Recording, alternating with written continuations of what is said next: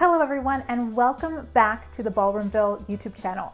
I'm Kelsey and I'm going to be chatting about something today that makes a lot of wedding couples really nervous. One of the biggest questions that I get is, do I have to dance the entire song for my first dance at my wedding? Or how long should our first dance be?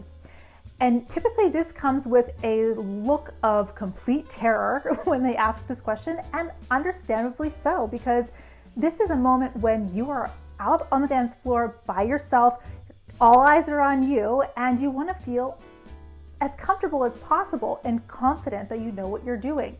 So the one thing is, no, you definitely do not need to dance for the entire song. It's typically going to be far too long. And I would actually say that I would highly recommend for you to stay around the 2 to 2.5 minute mark for your song. Anything over that can sometimes be a bit too much and honestly can become a bit daunting for the couples to dance, which understandably, that's a lot more material that they would have to know. So we want to keep it nice, short and sweet, to the point, and so you are as comfortable and as confident as we can possibly have you be at that moment.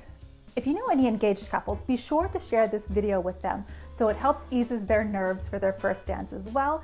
Make sure you subscribe to the channel, turn on the notifications, and I'll see you tomorrow.